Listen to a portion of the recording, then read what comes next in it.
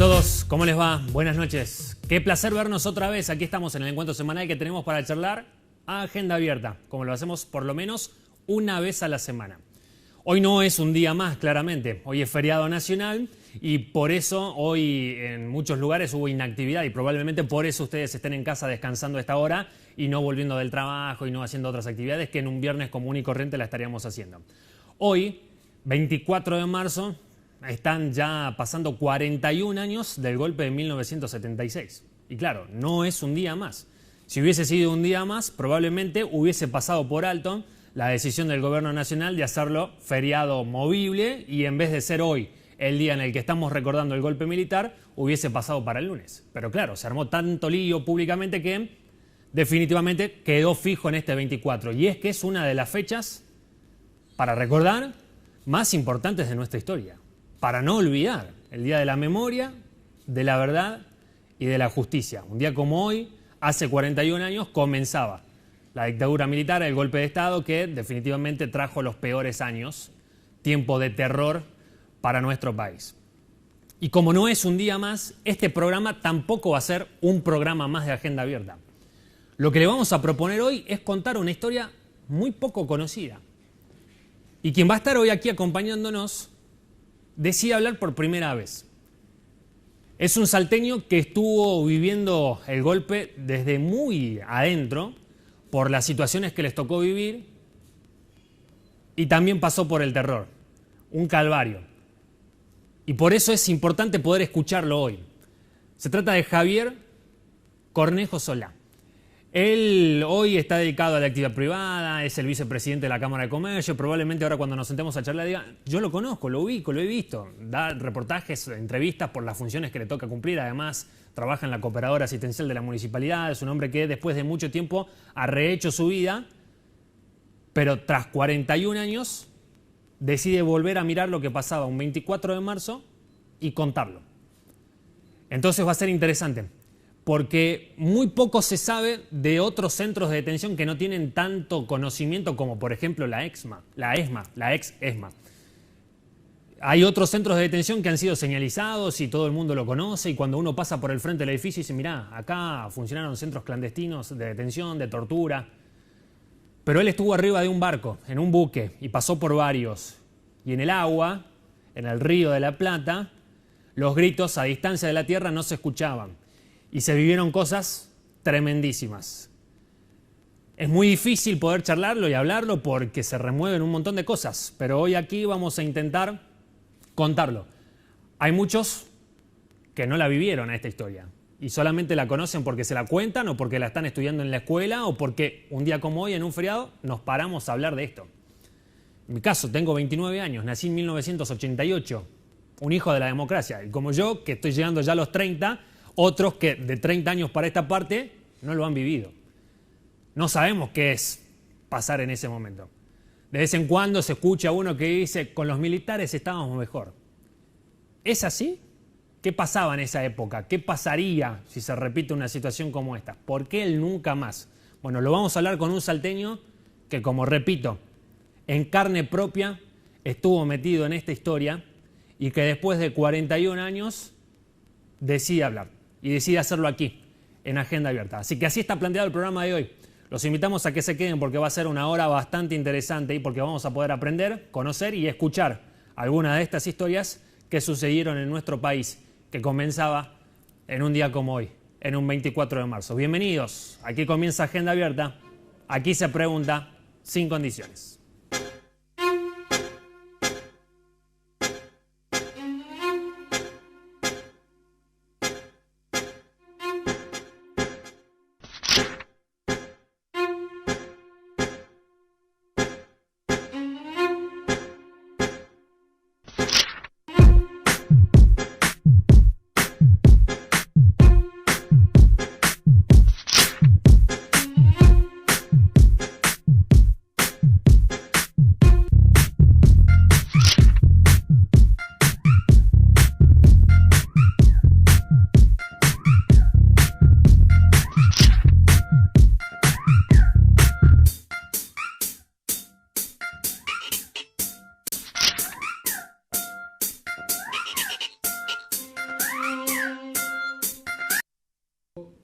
Se lo adelantábamos, está con nosotros Javier Cornejo Solá, nos viene a visitar Agenda Abierta. Javier, ¿cómo estás? Buenas noches. Buenas noches, Daniel. ¿Todo bien? Muy bien. Bueno, te conocemos porque además salís en la televisión, tenés columnas en el programa de Andrés Uriani, te gusta escribir en el diario, tenés una vida pública bastante activa. Bueno, no sé si activa, pero un poco participo de acuerdo a las inquietudes y a las cuestiones del momento en distintas actividades, como tú dices. Bueno, llegamos hasta vos por contactos que nos pasaron. Che, mirá esta historia, alguien ya lo conocía, nos empezó a pasar un poco de data. Te preguntamos y dijiste, no tengo drama, lo quiero contar. ¿Te cuesta? ¿Es difícil hablar de esto? Primera vez que lo vas a hacer en mucho tiempo. Y bueno, la verdad que después de 40 años, 41 años, los recuerdos siguen siendo de una frescura que a veces es inimaginable. Y la propuesta que tú me hiciste sobre venir a este programa, bueno, estas 24 o 48 horas desde que me avisaste, realmente era volver a abrir una puerta a algo que uno a veces ya lo tenía sellado en la vida y lamentablemente son cosas que nos van a acompañar hasta el día que uno desaparezca de este mundo, ¿no? Yo creo que a mí obviamente me marcó de una manera muy fuerte. Yo tenía en esos momentos, en el momento de la detención, 24 años, o sea que marcó toda mi vida esa situación que me tocó vivir, no solo el golpe, sino, bueno, todo desde los años 70 en adelante, en que empecé a protagonizar la actividad en la Juventud Peronista y en la facultad, y bueno, toda la etapa previa a la participación en Presidencia de la Nación. Bueno, vamos a ir, te propongo, desde lo particular, para que nos cuentes cómo era tu vida y tu historia en ese momento, hacia lo general, para hablar del contexto también. Yo lo decía en la apertura, somos muchos de los que no lo vivimos, y está bueno que también las nuevas generaciones puedan entender qué es lo que pasó. Quizás te pregunte cosas que a lo mejor son muy obvias, pero está bueno poder marcarlo y contarlo tal cual. ¿Vos dónde trabajabas? ¿Qué hacías? Sos salteño, pero estabas en Buenos Aires. Yo soy salteño, me eduqué en Salta, vivía todos mis veranos y mis vacaciones con mi familia en Río Blanco, de Quijano arriba, o sea, pasé una niñez en medio del campo, como muchos salteños de esa época tuvimos la felicidad de poderlo hacer, familia numerosa. Y bueno, terminé mi colegio y me fui a estudiar a Buenos Aires. ¿Qué te fuiste a estudiar? Abogacía. Y paradójicamente el destino a veces marca algunos rumbos que a veces uno no los decide, ¿no? Cuando me voy a estudiar a Buenos Aires, logro un buen ingreso, porque existía el ingreso para poder ingresar unos exámenes de ingreso para ingresar a la facultad, logro buenos promedios y consigo calificar para poder entrar en los sorteos de la materia de primer año. Las materias de primer año, introducción al derecho romano 1, civil, y había una materia que se llamaba derecho político. Yo nunca me saqué nada en ningún cumpleaños por sorteo, así que tenía poca esperanza de salir sorteado en la materia y ya veía que mi carrera iba a tener que hacerla rindiendo libre. En esa época era realmente una forma de estudio de esa manera. Me inscribo en todas las materias para el sorteo, no salgo en ninguna, y me quedaba una que yo pensaba que era fácil, que la iba a dar libre de una, como se dice, y también me inscribo para el sorteo. Y en esa materia, economía política, salgo sorteado número 1. El profesor de esa materia era el doctor Julio Carlos González. Lo conozco en ese momento como alumno, cuando yo tenía 18 años, y bueno, y a partir de ahí, como alumno de él en la facultad, hasta hoy, nunca más dejamos de estar juntos intelectualmente y con él viví toda la etapa de lo que fue los años 70 en adelante. Bien, y Julio González llegó a ser el secretario técnico de la presidencia de Isabel Martínez de Perón. Claro, Julio González en la Revolución del 55 era el ayudante del mayor Pablo Vicente, que era el secretario privado del general Juan Domingo Perón. Mirá. Y el secretario del mayor Pablo Vicente era Julio González, cuando estaba haciendo el servicio militar. Se da la paradoja del destino, que en los años 70, Julio González, bueno, tuvo una actividad política muy importante. En los años 70, a partir del 73, es designado director de Asuntos Jurídicos de la Capitanía de Puertos en Buenos Aires. Y yo voy con él como su secretario privado, que ya tenías una relación por lo que pasaba en la facultad. Que había sido su alumno, Sí. ayudante en la cátedra y demás, así que ahí inició nuestra relación intelectual. Lo acompaño en la Capitanía de Puertos, después es designado director de Asuntos Jurídicos en la Secretaría de Prensa de Presidencia, el secretario de Prensa de esos años era un señor Emilio Abras, y de allí el trato directo que él tenía con el general es designado secretario técnico de Presidencia hasta el golpe del 76. Bueno, así es como llega esta historia a tu vida y cómo vos te incorporás dentro de todo este contexto. Yo formo parte de su equipo como secretario privado de él y ayudante. Y bueno, ¿Y que te movías en Casa Rosada, en la finca de Olivos, en la residencia de Olivos? Estabas en los lugares en donde estaba el presidente, en este caso la presidenta. Claro, directamente donde estaba Julio González estaba yo. No sé si donde estaban los otros, a veces no, pero si donde estaba el doctor Julio González estaba yo llevándole los papeles, portafolio, máquina de escribir, el secretario privado permanente del quehacer jurídico que tenía el doctor González. Es decir, el doctor González en la Secretaría Técnica arma un equipo de 42 personas, todos profesionales, que fueron el equipo jurídico técnico del general Perón y obviamente después de la señora presidente que lo sucedió. Conseguimos imágenes de ese momento, son imágenes históricas. Le vamos a pedir a nuestro jefe de cámaras, a Darío, para que la podamos ir viendo. Son 2 fotos por lo menos para verla. ¿Qué lugar era? Ahí adelante encabezaba Isabel Perón, ¿no? Sí, Isabel Martínez de Perón, la que va adelante. Y vos allá atrás, en un circulito rojo, caminando dentro de toda la comitiva, como lo decías, acompañabas a Julio González. Sí, ese es un pasillo en un momento en el que la señora presidenta se dirigía al balcón de Plaza de Mayo. El balcón histórico. Así es. Y ahí, en esa comitiva, ibas vos acompañando también. Sí, Julio González es la persona que está justo atrás de la imagen de la señora presidente. Sí. Y bueno, yo un poco más lejos, integrábamos siempre, donde él estaba yo. Mirá vos, bueno, y esta es otra, en donde también están en un salón, en una reunión. ¿Quiénes son los que están en esta imagen? Está la presidenta sentada en el medio, ahí en el círculo lo marcamos a Javier, que hoy está aquí con nosotros. Estabas a una persona por medio del presidente, es como que hoy estuvieras trabajando, salvando la distancia y todo lo demás, con el presidente del momento, digamos, con Mauricio Macri, o si te hubiese tocado con Cristina o con cualquier otro, que estaba en ejercicio en ese momento y estabas en los lugares donde se tomaban las decisiones.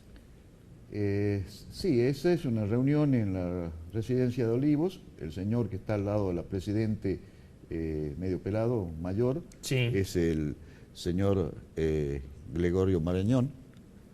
El que está a la derecha de la señora presidenta es el doctor Pedro Dátoli, que estaba también junto conmigo en la Secretaría Técnica de Presidencia.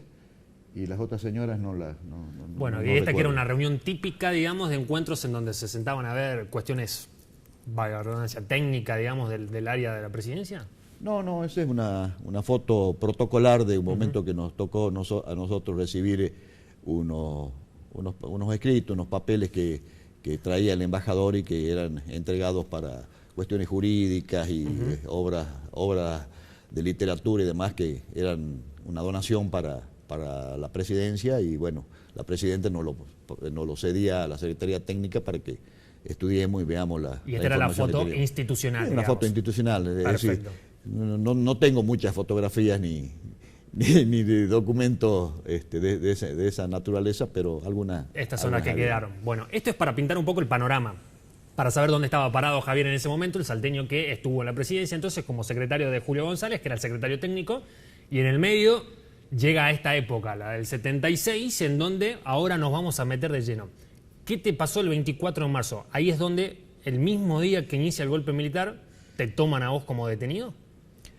Sí, digamos 2 horas antes aproximadamente del inicio del oficial del golpe, ya los funcionarios de Casa de Gobierno, que estábamos cada uno en nuestros despachos en ese momento, fuimos detenidos en primera instancia por el cuerpo de granaderos. Estabas en la Casa de Gobierno en ese entonces. Sí, es decir, en ese momento. ¿Te acordás en la hora aproximadamente? Me decís 2 horas Sí, antes. eran las 22 y pico en cuanto despegó el helicóptero con destino a la residencia de Olivos, llevando a la señora presidenta, al doctor Julio González, al jefe de la custodia de la presidencia, a la decana de la presidencia.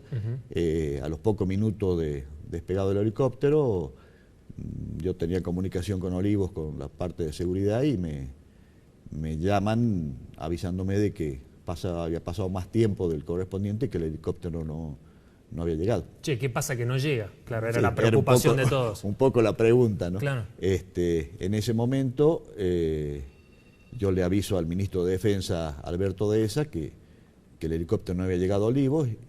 Dehesa intenta hablar con el general Videla, y en ese momento yo estaba en ese despacho, y interrumpe una fuerza de granaderos de la misma Casa Rosada, de las fuerzas que tienen la obligación de cuidar al presidente y sus funcionarios, y nos detienen.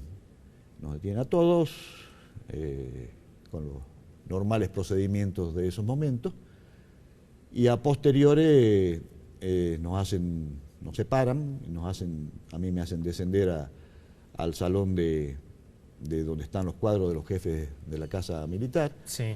Ahí nos distribuyen en grupos, y a mí me toca en ese momento un grupo con el ministro de Defensa, Alberto Dehesa, y Pedro D'Átoli. Voy a entrar en el detalle. ¿Te llevan detenido encapuchado? ¿Ibas cara descubierta? ¿Ellos también? ¿Cómo era el detalle en ese sentido? No, la detención, como no viene al caso entrar en detalles, pero con la capucha correspondiente, las esposas puestas. ¿Esposado también? Sí, y el trato, obviamente, total y absolutamente fuerte, ¿no? ¿Qué pasaba por tu cabeza en ese entonces? ¿Vos sabías? En ese momento no pasaban muchas cosas, porque todo era muy, muy vertiginoso. Lo que sí fue del momento de la salida de la casa de gobierno, de la Casa Rosada, cuando soy entregado a la Infantería de Marina, que ahí sí ya solo, y me tiran en una camioneta, esposado, encapuchado, golpeado, con todo el trato que usted puede imaginar, o que, perdón, vos podés imaginar, que era el tratamiento que se le daba a todas las personas en esos momentos.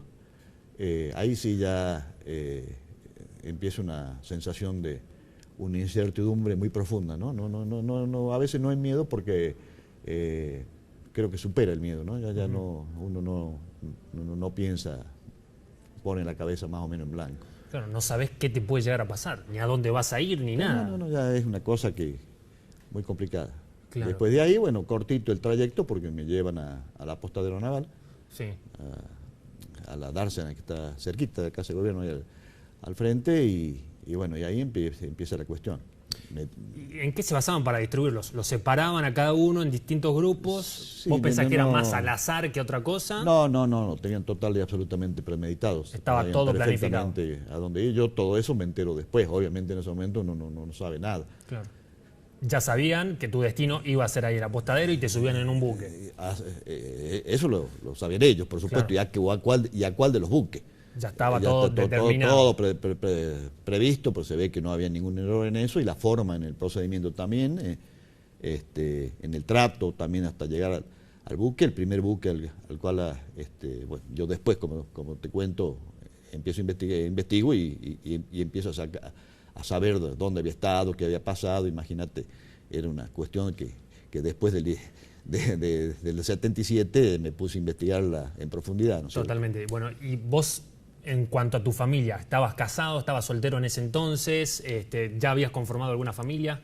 Sí, yo estaba casado, tenía 2 hijos, y las consecuencias familiares fueron complicadas. Es decir, no viene al caso que las refiera, simplemente reventaron mi casa, como hacían en todos lados. ¿Entraron en tu casa? Sí, fue toda una historia.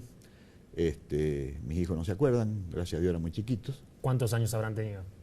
Tenían 3 años, 2 años. Mira, hoy le preguntás si ellos no se acuerdan de nada de esa situación. De esa etapa no, y creo que si me están escuchando en este momento va a ser la primera vez que están sintiendo algunas palabras. ¿Ni siquiera con ellos los hablaste? No, son temas que no tocamos. Pero prefiero salir del ámbito familiar y... Ahí está, bueno, y te llevan al sigamos buque. Te llevan al buque. No me llevan al buque. ¿A dónde te llevan? Me tiran en el muelle. En el muelle. Claro, al abrir la puerta de la camioneta, te tiran en el muelle como una bolsa y empiezan la diversión de parte de ellos, que aparte de la seriedad de lo que significa el tema, también se daban un tiempito para... Pero espera, ¿cómo la diversión? Y bueno, a martillar pistolas, que obviamente uno sabe el ruido que hacen de un gatillo cuando dispara en falso, en la sien de... Se me está poniendo la piel de gallina de escucharte nada más. Uno tirado ahí en el suelo, muerto de golpe, sin saber qué pasa, con las manos esposadas atrás, y siente corredera de una 9 milímetros, que calculo que eran la que usaban ellos en ese momento. ¿Y te amagaban de tirarte o haciendo cuenta que te apoyaban la pistola directamente en la sien y diciendo palabras que no son reproducibles en este momento, martillaban y bueno, era un simulacro de fusilamiento. Claro, es totalmente distinto a lo que estamos acostumbrados de un fusilamiento, de un pelotón, de claro, que te ponen en la pared, claro. Pero la cosa ahí era así siempre. Y a mí así, a otros lamentablemente no solo hizo ruido, sino salió un plomo y quedaron en el camino. Bueno, una de las tantas formas, ¿no? que realmente... Y de ahí al barco, yo no sé cuánto tiempo estuve tirado en un camarote. El Bahía Aguirre tenía un pasillo frontal. Ese es el nombre del barco a donde vas por primera vez. Bahía Aguirre. Bahía Aguirre, Ara Bahía Aguirre. A mí me tiran en un... Eso estaba en Puerto Madero, ahí en Claro, en lo que hoy es el paquete Puerto Madero, sí, que todo el mundo va a solayarse. En esos años todo eso estaba bajo el control de la prefectura, era imposible introducirse ahí, estaban los estibadores, era un lugar absolutamente militarizado siempre y sin el acceso del público para nada. Totalmente. Y ahí estaba el Bahía Aguirre. Bueno, entonces, ¿te suben ahí en el barco? Ingreso como pude, no sé, yo me despierto, ya me doy cuenta que estaba en un ambiente cerrado, oscuro. Ya habrán pasado horas y estabas en el 24, ya era... Y ni sé ya. No tenés dimensión, o sea, era una cosa confundido totalmente, claro. Te acababan de decir que te iban a matar y te ponían un arma en la cabeza. No hay manera, ¿no?, de calcular a veces la separación del espacio y el tiempo en esos momentos. Claro. Yo creo que es beneficioso, ¿no?, porque uno pierde la noción de lo que está pasando en realidad y entra como una especie de sueño, letargo que hace que sea más llevadera la cuestión, ¿no? Yo creo que en ese caso para mí creo que me fue beneficioso porque fue corto tiempo, ¿no? Cuando esto se convierte en años, entonces la cuestión obviamente altera de otra manera. Cuando me tiran ahí, bueno, cuando tomo conocimiento, siento que alguien me zamarreaba, era un guardia, me saca las esposas, me saca la capucha y no sé cuánto tiempo habrá pasado. Me dice que ahí iba a estar y bueno, y era un camarote totalmente sellado, con un foco blindado arriba que lo apagaban y lo prendían ellos cuando querían y no había luz externa, o sea que uno no tenía idea de si era de día, si de era noche, nada. Si la distorsión del tiempo y el espacio es lo primero que a veces se busca, ¿no? De que los que están en esas situaciones pierdan la noción de todo, ¿no? Y después, en perspectiva, ¿pudiste sacar cálculos de cuánto tiempo estuviste arriba del barco? Sí. Calculé que lo primero fueron 3 días, desde que me llegué ahí hasta que me di cuenta de dónde estaba, y calculo que habrán sido 3 días más o menos. ¿Y después detenido en total? Y detenidos fueron de marzo a noviembre. Estamos hablando de 9 meses. Un poco menos, 8 meses. 8 meses y días. Pero ahí en el Bahía Aguirre los pabellones, o sea, los camarotes, era un pasillo al medio, 3 camarotes por un lado, 3 camarotes para el otro y una especie de no sé, otro camarote pero desocupado al fondo. Y a mí, como parece, el más joven parece de todo el grupo que estaba ahí, que habían decidido que sobreviviría, porque si no estarías acá sentado contando esta historia. O sea que esa decisión parece que ya estaba tomada de un principio, y utilizaban como mozo y mano para que lleve la comida a los otros que estaban en los otros camarotes. Los camarotes, bueno, el camarote eran celdas, el camarote era una litera, un agujero, Y no había mucho más. Y nada más, es decir, un agujero para las necesidades, y nos manguereaban, eso sí, nos manguereaban, calculo que 2 veces por semana, que no había bañar, Claro, ¿cómo no que te te podías manguereaban? bañar, nada, te manguereaban para lavarte. Si te desnudaban dentro del camarote y venían con una manguera y te manguereaban, te limpiaban todas tus necesidades que habían quedado y todas tus cosas, porque vos allá adentro de día y de noche no sabías, todo oscuro, a veces la prendían a la luz, a veces no, y vos tenías que, como baño, un agujero que estaría comunicado a otro lugar. Qué fuerte lo que contás, Javier, es tremendo. Esto yo lo aclaro porque después vamos a ver el video del barco 33 Orientales, que quiero que tomemos nota de esto. Vamos a marcar las diferencias. Eran varios barcos los que estaban ahí en el apostadero, entonces vamos a hacer una pausa ahora, es lo que te propongo, vamos a venir en un rato. Es muy fuerte lo que está contando Javier y es la primera vez que lo dice públicamente, y por eso le agradecemos la delicadeza de venir a contarlo acá, y sabemos que es bastante fuerte también decirlo, y vamos a seguir hablando. Así que en un ratito vamos a volver para hablar con un salteño que sobrevivió al golpe del 76, que estuvo casi 8 meses y monedas detenido arriba de un barco, viviendo de las peores situaciones, y les vamos a contar, porque había otros buques más. Decíamos, hay centros de detención que son quizás los que más conocidos son, los que tienen algunas repercusiones, y hay otros centros de detención que quedaron en el olvido. Y hoy nos vamos a encargar de contarlo. En un ratito volvemos para seguir hablando a Agenda Abierta.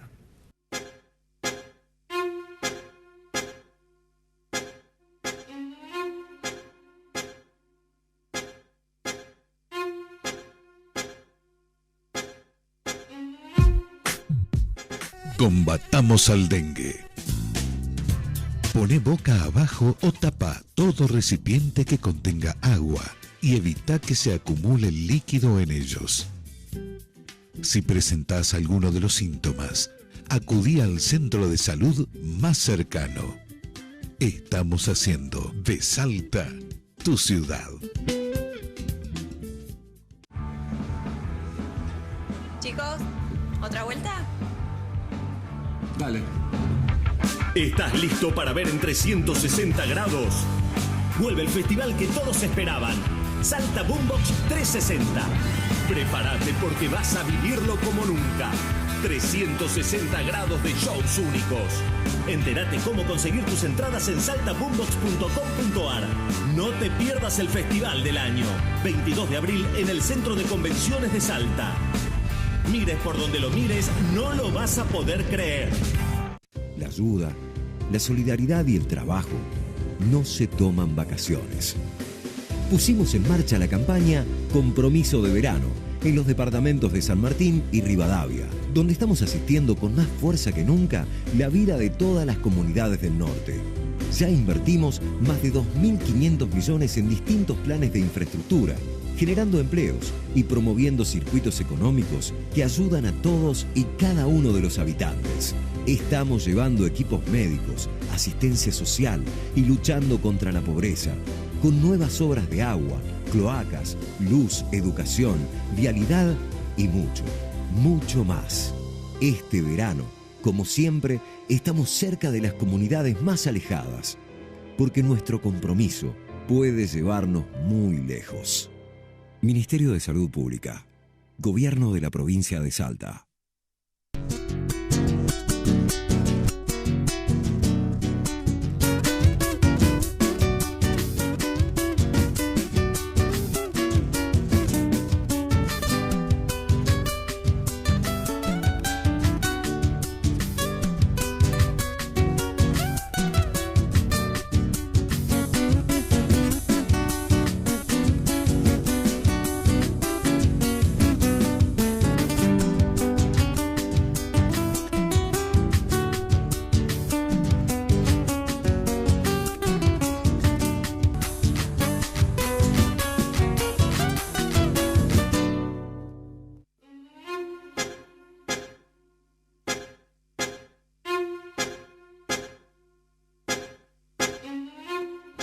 Seguimos aquí en Agenda Abierta en este 24 de marzo, recordando el Día de la Memoria, la Verdad y la Justicia, desde otra óptica también, contando alguna historia que, por lo general aquí en Salta, o no se la conoce o a veces no lo teníamos en dimensión. Y es por eso que Javier Cornejo Solá hoy nos vino a visitar. Estamos hablando con el salteño que sobrevivió a la dictadura, que después de haber pasado por un verdadero calvario, habiendo trabajado en la presidencia, bueno, hoy está aquí para contarlo.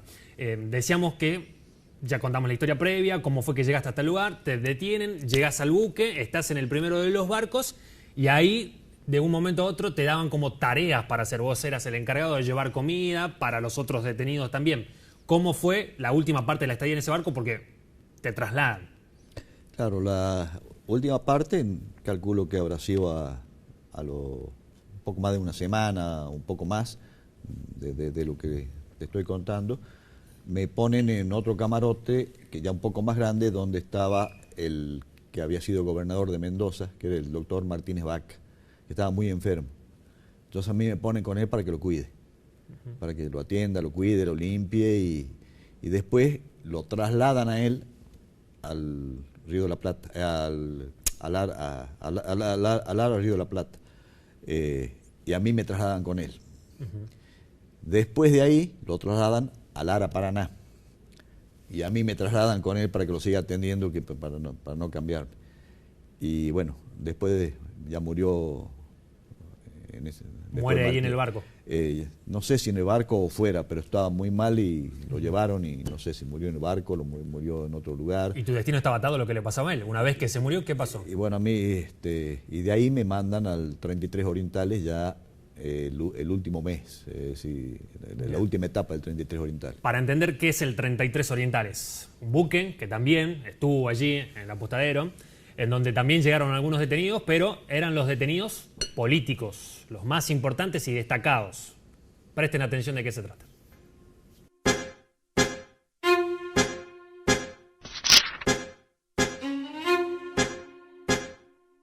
Hoy estoy en el apostadero naval, muy cerca de lo que se conoce en Buenos Aires como Puerto Madero. Aquí, allá por 1976, se forjó una historia que en rigor muy pocos conocen.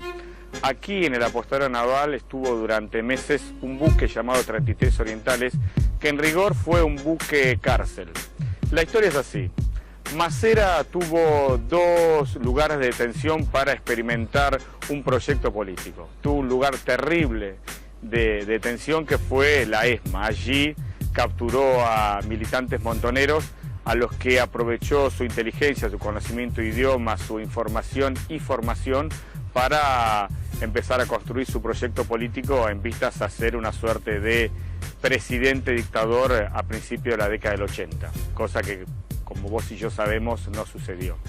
Y la otra parte de su proyecto político era aprovechar a los dirigentes tradicionales del peronismo para montar una estructura de poder. Y entonces, ¿qué hizo? Utilizó un buque, lo transformó en una cárcel y allí encarceló a, por ejemplo, el entonces gobernador Carlos Menem, a el entonces embajador ante la Santa Sede Antonio Cafiero, a sindicalistas como Jorge Triaca, Diego Ibáñez y Lorenzo Miguel, y los tuvo en este lugar, en ese buque llamado 33 Orientales, durante meses para aprovechar su experiencia política y tratar de convencerlos de que él iba a ser el próximo presidente de la nación y que necesitaba su respaldo. Cuando hago referencia a él me refiero al almirante Macera. Y ahí, en el medio, en ese 33 Orientales, vas a parar vos. Claro, ahí voy a parar y quizás por el destino, ¿no?, de haber tenido, creo que de haber sido el único, de haber tenido la oportunidad de estar en todos los barcos, o por lo menos en los barcos que conocí que existieron. Y de ahí, bueno, en el 33 Orientales las condiciones de detención eran distintas. El único, digamos, presión psicológica era el hecho de estar detenido y no saber qué es lo que iba a ocurrir, nada más. ¿Qué cambiaba con el otro? Acá no te manguereaban dos veces al mes, quizá, o a la semana. No. Acá Las condiciones eran total y absolutamente distintas. Por eso yo quiero que remarquemos esa diferencia, ¿no?, de que hubieron no solo el 33 Orientales, que tampoco se lo conoce mucho el 33 Orientales, se ve que las Fuerzas Armadas en su momento y la clase política posterior tampoco se ocupó mucho de escarbar mucho en este tema. Pero lo tremendo eran los otros barcos que aparentemente, al estar amarrados en Puerto Madero, en la dársena, siendo 3 barcos que los llevaban al medio del río, los sacaban, era fácil controlar a los prisioneros que tenían. Eran los primeros lugares a donde las fuerzas de tarea dejaban los prisioneros. Los que levantaban o los que chupaban, como se dice, en toda la zona sur de la ciudad de Buenos Aires, de la provincia de Buenos Aires, al primer lugar que iban, por su clandestinidad y por la facilidad operativa que era ahí a Puerto Madero, porque entraban directamente en zona de prefectura, dejaban los encargos en el barco que correspondía, llámase Bahía Río, el Aero Paraná, el Río de la Plata, en el que sea, y de ahí eran después destinados a otros lugares. ¿Y qué hubiese pasado de vos si no tenías, no sé si llamarle suerte, pero de la posibilidad de ser trasladado a los otros barcos y terminar en el 33 Orientales, donde las condiciones eran mucho mejor? ¿Qué pasaba si vos seguías en el primero, en el Bahía Aguirre? No sé. ¿Te hubiesen destinado a otro lugar también? No, según lo establecido era que me liberarían o me mandarían a Devoto, a donde lo mandaron a Pedro Dátoli, que el otro muchacho que compartíamos, otro abogado que compartíamos las tareas en presidencia, o con Julio González al penal de Magdalena. Julio González estuvo 7 años y medio recluido en el penal de Magdalena, o sea, fue el último preso que liberó la dictadura militar. O sea, que quizás podrías haber estado 7 años preso. Claro, pero yo creo que ya había una decisión de que dentro de la primera etapa de liberados me liberarían a mí, y eso lo analicé después, obviamente, claro. No sé. Bien, y para entender también cómo era por dentro el buque, en este documento que se hizo por parte de un programa de televisión de Buenos Aires, Documentos América, que encaraba el periodista, muestran un poco algunas imágenes y también la lista de nombres de quienes estaban en el 33 Orientales. Algunos les van a resultar conocidos, presten atención.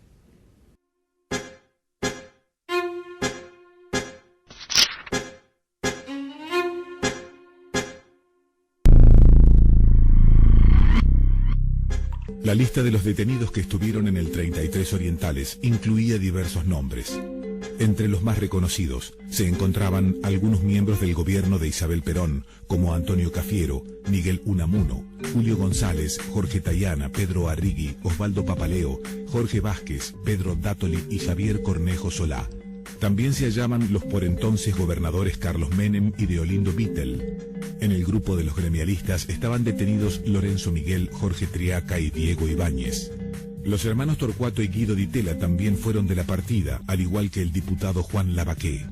Entre las mujeres se hallaban prisioneras Norma Kennedy y Norma López Rega, hija de José López Rega y esposa del expresidente Raúl Lastiri, quien también se encontraba de Tata Fluvial. El 33 Orientales solía hacer viajes con pasajeros que querían cruzar al Uruguay o a Brasil. El buque tenía la capacidad de poder salir al mar sin ningún inconveniente. En 1976 quedó en manos de la Marina, que al mando del almirante Emilio Eduardo Macera lo transformó en una cárcel.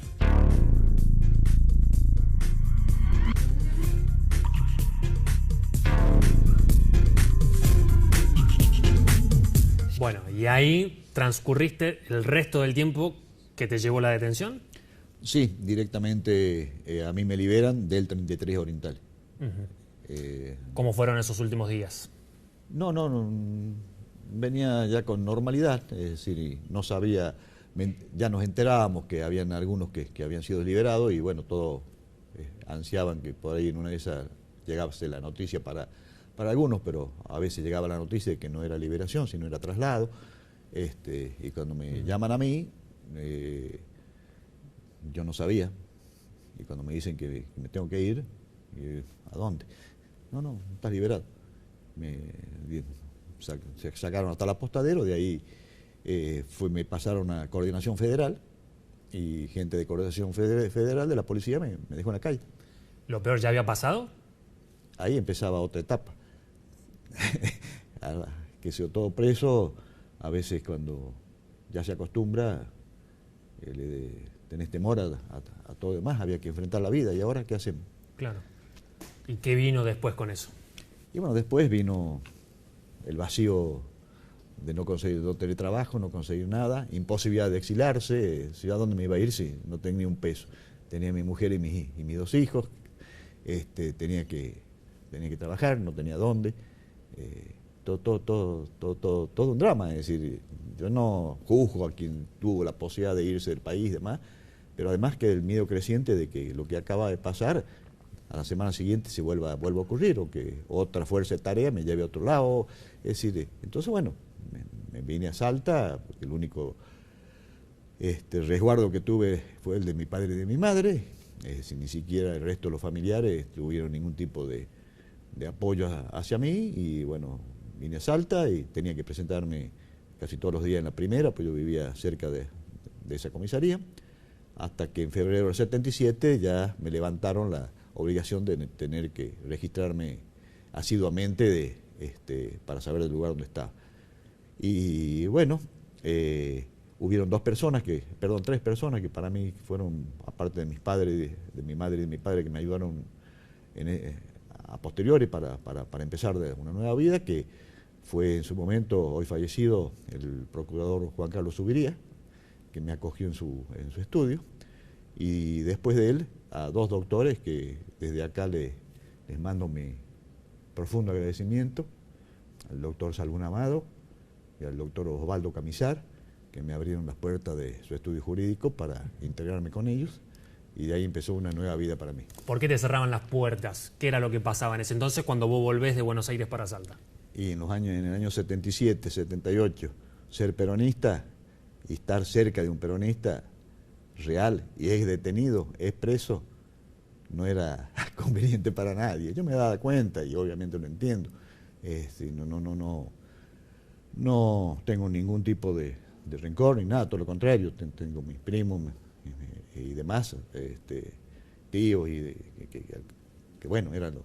Claro, pensarlo normal. Hoy es algo fácil, digamos, pero vivirlo en esa época y con todos los antecedentes, no sabía si te podía volver a pasar. Claro, cualquiera que me ayude podría estar sujeto de que le pase lo mismo que me pasó a mí, o sea que yo tampoco quería... ¿Te reventaban la casa? ¿Qué te podía haber pasado? Digamos? Cualquier cosa, yo tampoco quería que con mi presencia contaminara a nadie, ¿no? O sea que yo también era un poco reticente a que nadie se involucre conmigo porque los podía complicar, y lo que menos quería yo es complicar a alguien que quiera ayudarme, ¿no? Bien, y a partir de ahí, con estas personas que te dieron una mano, lograste recomponer tu vida y... Sí, bueno, y ya de ahí en adelante pasó. Cambiaron los tiempos. Con mi promesa absoluta de no incursionar en política, obviamente, no solo por el hecho de una cuestión personal, sino porque discrepo total y absolutamente con el gobierno llamado peronista de Menem Cavallo.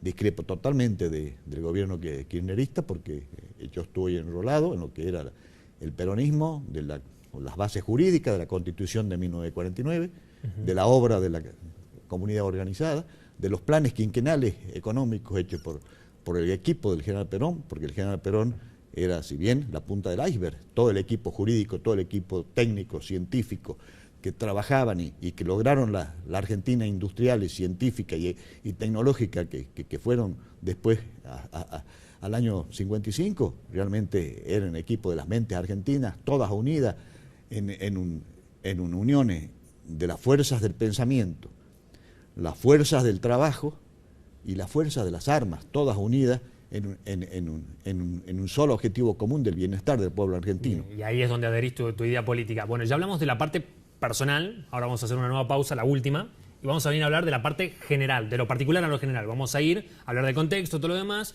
También te voy a preguntar sobre relación con los actuales organismos de derechos humanos, por qué no participás, por qué sí, por qué no, me lo vas a contar en un ratito, y ya cerramos la entrevista. Ha sido una hermosa charla hasta acá, hemos aprendido un montón, nos has contado cosas que, te digo, nos han puesto la piel de gallina, y vamos a terminar de hablarlo en un ratito. Hacemos la última pausa y ya volvemos para seguir charlando. Agenda abierta.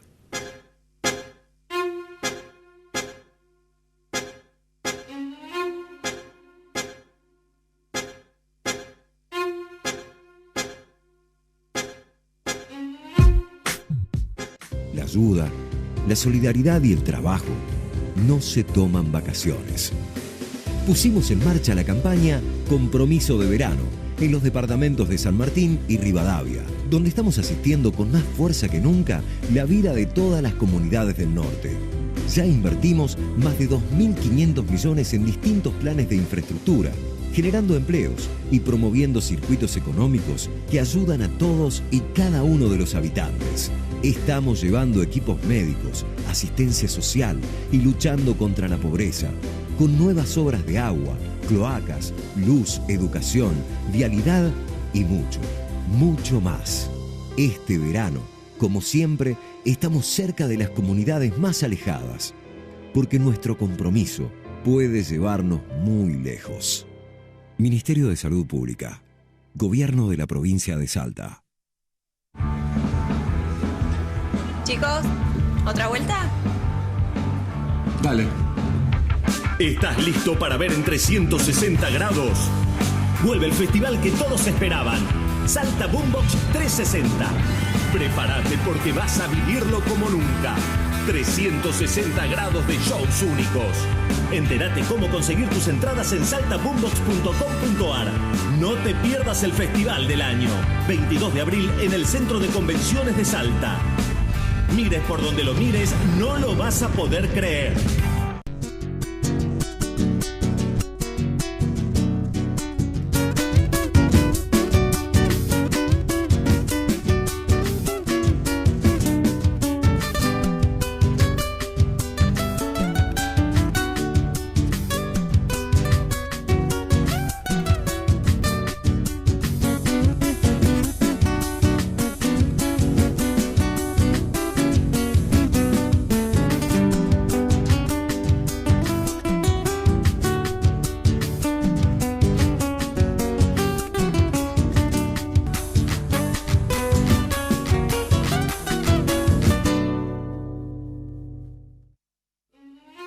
Combatamos al dengue. Poné boca abajo o tapa todo recipiente que contenga agua y evita que se acumule líquido en ellos. Si presentás alguno de los síntomas, acudí al centro de salud más cercano. Estamos haciendo de Salta tu ciudad.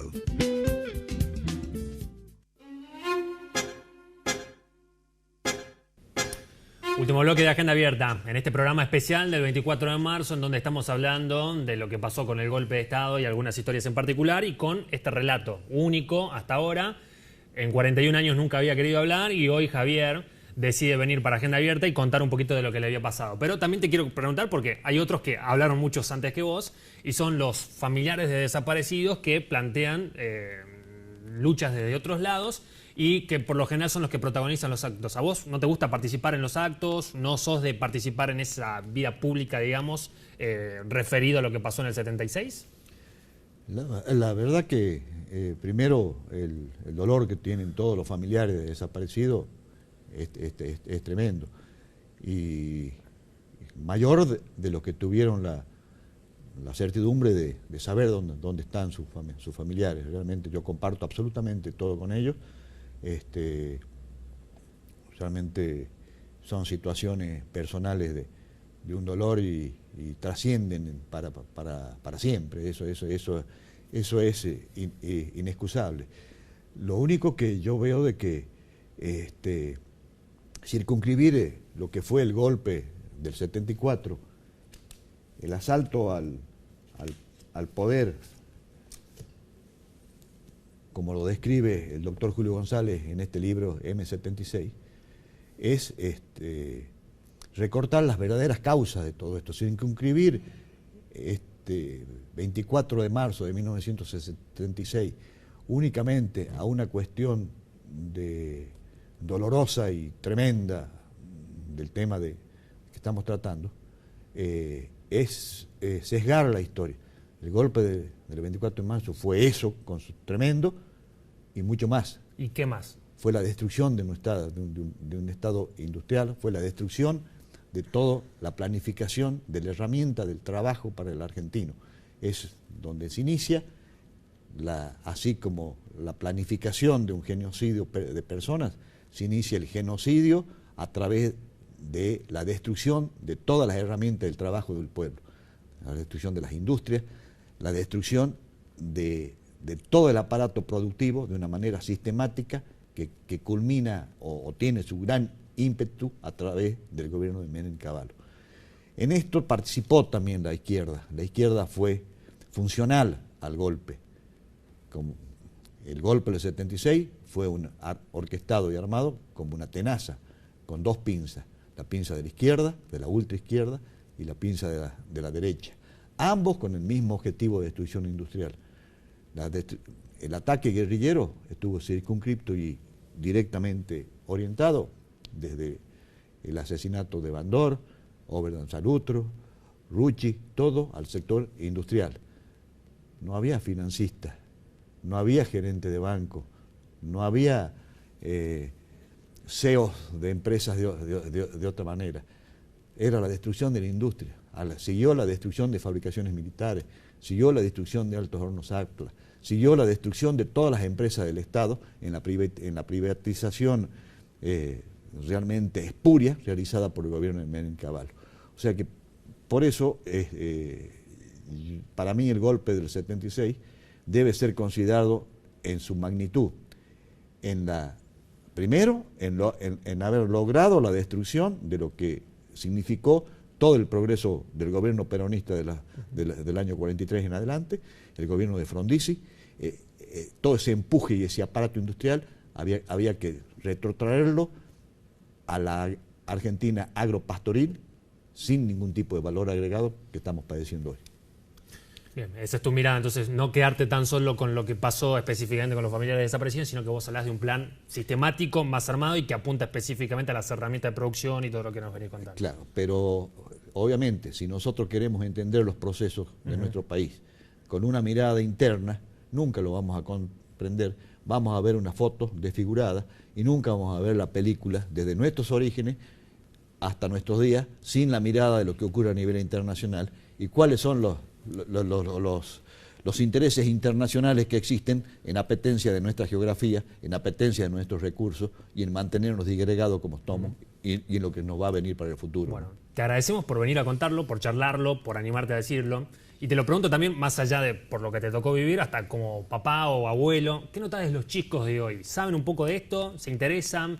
¿No lo saben? ¿Miran para otro lado? ¿O se comprometen? ¿Pensás que la escuela está presente? ¿Falta charlarlo más? ¿Cuál es tu punto de vista?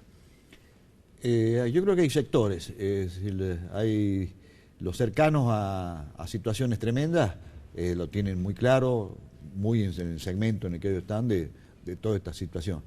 Pero a la mayoría no noto que le importe, y como quienes deben enseñar no tienen los conceptos claros, también es muy difícil que puedan transmitir una enseñanza real y concreta de lo que significó. Hay como una discusión, ¿no? Cuenten la verdad completa, están contando solamente una parte de la verdad, es lo que habitualmente se le cuestiona al gobierno kirchnerista y a la política de derechos humanos que viene implementada. Sí, pero se habla de que se cuente la verdad completa, pero de las víctimas del terrorismo. No se habla de que cuenten la verdad completa de la víctima industrial, de la víctima del genocidio que significó o que significa la destrucción de todas las herramientas de trabajo que son las que están produciendo el genocidio de toda la gente que no tiene para comer y que el índice de pobreza y de miseria en el que estamos hoy no tenía nada que ver con el 5% que teníamos en el año 76 cuando se hace el golpe. Teníamos el 78% del recurso de la nación para desarrollos industriales. El 22% estaba dedicado a sueldos y a gastos de la administración. Hoy es todo totalmente al revés. No se tomó ningún empréstito en el gobierno peronista del 73 al 76. Hoy, cuando se produce el golpe, la deuda externa era de 5.100 millones de dólares.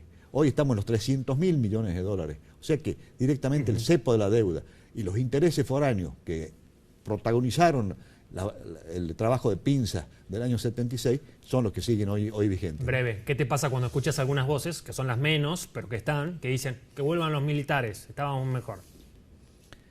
No creo que entiendan bien lo que significa el tema.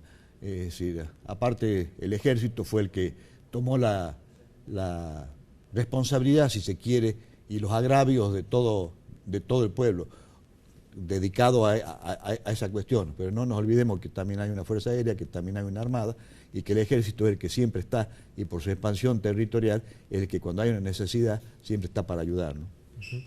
¿Primera vez que lo contás? Primera vez. ¿Lo vas a seguir contando o preferís ya dejar ahí cerrado el capítulo y que vengan otros a contar de lo que pasó? No, seguiremos hablando, pero sobre la parte económica del significado del marzo del 76. Bueno, te agradecemos por contarnos la otra parte, lo que te pasó a vos y lo que te tocó vivir. Sabemos que no es fácil y te lo agradecemos. Hoy ya con una vida hecha, trabajás con cargo electivo dentro de la Cámara de Comercio, estás en la cooperadora asistencial. ¿A qué otra cosa te dedicas? No, estamos en la actividad privada también y realmente, como bien decías tú, el hecho de representar a la cooperadora, a la Cámara de Comercio en la cooperadora y estar a cargo del programa Jaque Mate a la Violencia, que es un programa de ajedrez que se desarrolla a través de todos los SIC, los ZUM, los centros barriales, las bibliotecas, las parroquias. Estamos logrando resultados sorprendentes. Jaque Mate a la Violencia es un programa de ajedrez para sacar a los chicos precisamente de la violencia y de la drogadicción, destinado a chicos de 4 años en adelante, y los resultados que estamos teniendo son sorprendentes. Bueno, que sigan los éxitos. Gracias por venir a visitarnos. Javier Cornejo Solá estuvo con nosotros charlando aquí en Agenda Abierta. Una historia fuerte y que nos ayuda a entender también un poco, con nombre, con apellido y con cara propia, lo que pasaba un 24 de marzo de 1976. Hasta el próximo encuentro. Abrazo grande para todos.